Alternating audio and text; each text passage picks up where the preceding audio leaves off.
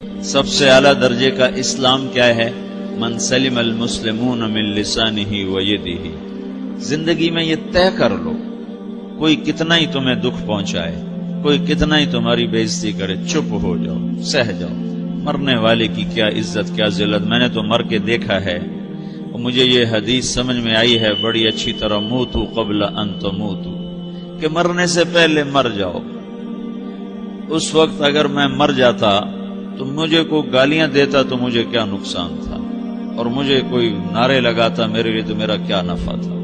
تو مرنے سے پہلے مر جاؤ، کوئی تمہیں برا بھلا کہے تو تمہارا کیا نقصان ہے، تمہیں کوئی واہ واہ نعرے لگائے تمہیں کیا نفع ہے۔ اگر اللہ راضی ہے تو مردہ باد اور زندہ باد سے بے نیاز ہو۔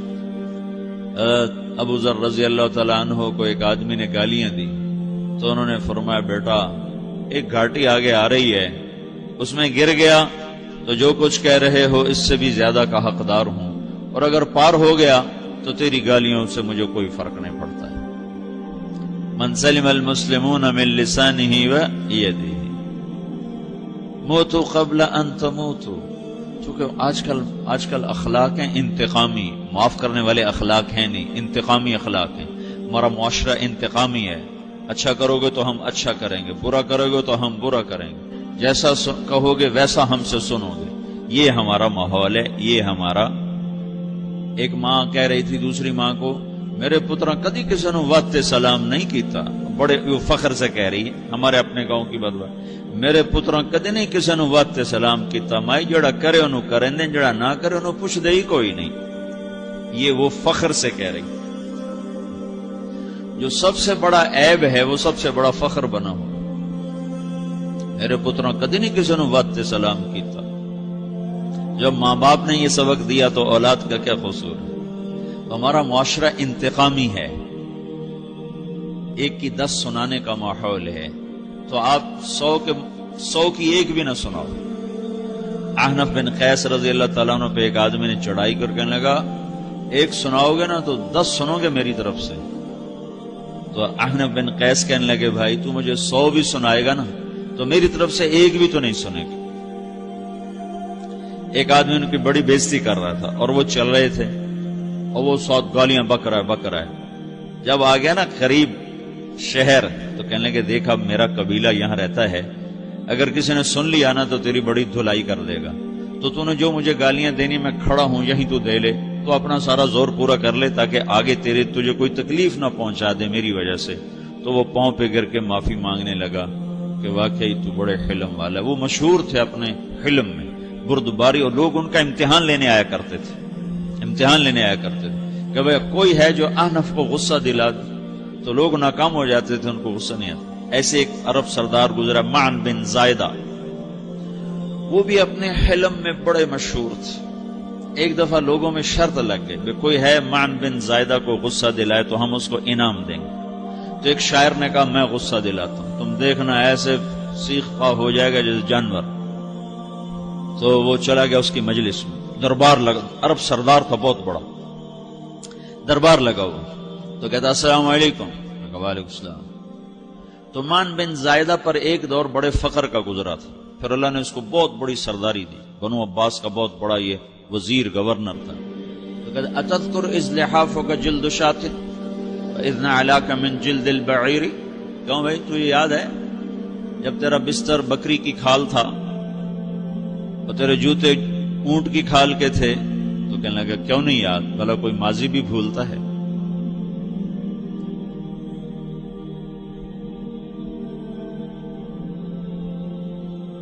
تو وہ کہنے لگا پہلا وار تو خطا کا، فسبحان الذی اعطاک ملکا وعلمک الجلوس علی السریر۔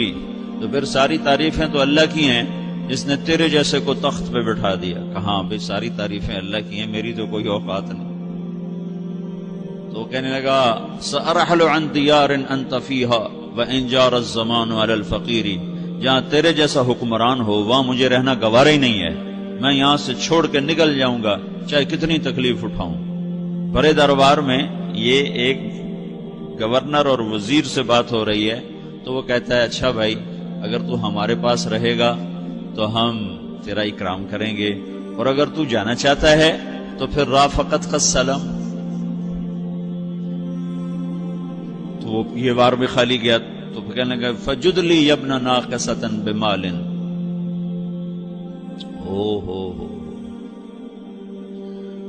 او گندی ماں کے بیٹے مجھے کچھ عطا بھی کر، میں بغیر پیسے کے سفر کیسے کروں گا؟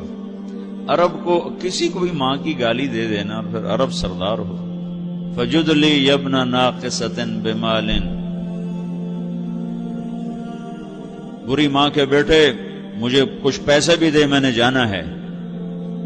میں کہا بھائی اس کو 3000 دے دیا جائے. اللہ، تو کہنے لگا قلیل ما آتیتنی و انی لأطمع منک فی الکثیر، یہ تو بہت تھوڑا تو نے دیا ہے، مجھے اور دے. کہا اچھا بھائی 3000 اور دے دو. تو وہ شاعر کی بھی آنکھیں پھٹ گئیں. کہنے لگا اب ٹھہر جا ٹھہر جا، اب میں تیری اصل تجھے بتاتا ہوں. سألت اللہ ان یبکیک ذخرا فما لک فی البریۃ من نذیر، میں اللہ سے دعا کرتا ہوں اللہ تیرے جیسوں کو سلامت رکھے، تیرے جیسا دنیا میں کسی ماں نے جنا ہی کوئی نہیں. فمنک الجود والافضال حقا وفضل یدیک کالبحر الغزیر، تو ہی سخی ہے، تو ہی کریم ہے، اور سمندر بھی تیری سخاوت کے آگے کچھ نہیں ہے. تو نے کہا اچھا بھائی تو نے ہماری برائی کی، ہم نے تمہیں 6000 دیے، اب تو نے ہماری تعریف کی، اب 10,000 اور دے دو اس کو. باتیں ہی رہ گئیں، باتیں ہی رہ گئیں. کہاں سے لائیں ایسے لوگ؟ ہمارا معاشرہ انتقامی ہے، بدلہ لینے کا ہے، بدلہ لینے کا. تو میرے ساتھ کیا میں نے بھی کرنا ہے.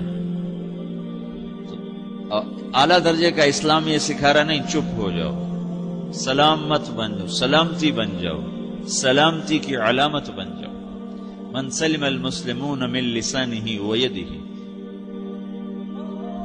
اب وہ سوال کرتا ہے یا رسول اللہ ای الایمان افضل، سب سے اعلیٰ درجے کا ایمان کیا ہے؟ اسلام کیا ہے؟ کلمہ، نماز، روزہ، حج، زکات. اعلیٰ درجے کا اسلام کیا ہے؟ من سلم المسلمون من لسانہ ویدہ. یہ اخلاق کا ادنا درجہ ہے، ادنا درجہ ہے. ادنا درجے پر پہنچ کر آپ اسلام میں اعلیٰ درجے پر آ سکتے ہیں. وہ سوال کرتا ہے ایمان کیا ہے؟ تو آپ نے کہا اللہ پر، فرشتوں پر، کتابوں پر، رسولوں پر، موت کے بعد کی زندگی پر، تقدیر پر. اب ایک اور سائل سوال کرتا ہے ای الایمان افضل، سب سے اعلیٰ درجے کا ایمان کیا ہے؟ تو آپ نے فرمایا حسن الاخلاق، اچھے اخلاق سب سے اعلیٰ درجے کا ایمان ہے. جو آدمی اسلام میں، جو آدمی اخلاق میں، جو مرد عورت اخلاق میں ادنا درجے پر ہوتا ہے وہ اسلام میں اعلیٰ درجے پر پہنچتا ہے. اب اگر وہ اخلاق میں اعلیٰ درجے پر آ جائے تو اب یہ کہاں پہنچے گا؟ اب یہ کہاں پہنچے گا؟ میرا نبی کہہ رہا ہے سب سے اعلیٰ درجے کا ایمان ہے حسن اخلاق، حسن اخلاق. ابو ہریرہ نے پوچھا یا رسول اللہ وما حسن الاخلاق، یہ بھی ایک اور حدیث ہے. یا رسول اللہ حسن اخلاق کیا چیز ہے؟ تو آپ نے 3 چیزیں فرمائی، تصل من قطعک وتعطی من حرمک وتعفو عمن ظلمک. جو تم سے توڑے نہ تم اس سے جوڑو. نہیں کرتا سلام نہ کریں، کوئی ہم چھوٹے باپ کے ہیں؟ ہم تو کبھی بھی نہ کریں، ہم تو کبھی بھی نہ منہ تھوکیں بھی نہیں ہم تو میرا نبی کہہ رہا ہے جو توڑے تم اس سے جوڑو، جو محروم کرے اس سے عطا کرو، جو زیادتی کرے اس سے درگزر کرو. یہ 3 کام جو عورت مرد کر لے گا یہ اخلاق کے اعلیٰ درجے میں ہے. جب یہ اخلاق کے اعلیٰ درجے پر پہنچتا ہے تو پھر میرا نبی کیا بشارت دیتا ہے؟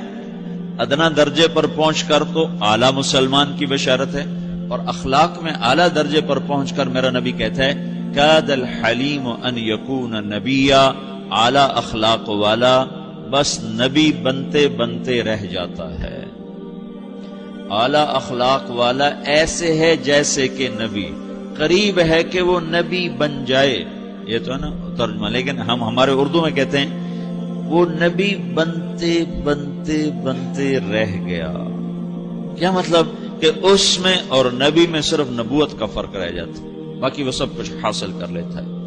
تو یہ سارے دین کا میں نے آپ کو خلاصہ بتایا ہے کہ میری آپ کی ضرورت ہے کہ میرا اسلام اعلیٰ درجے کا ہو، من سلم المسلمون من لسانہ و یدہ، میرا ایمان اعلیٰ درجے کا ہو،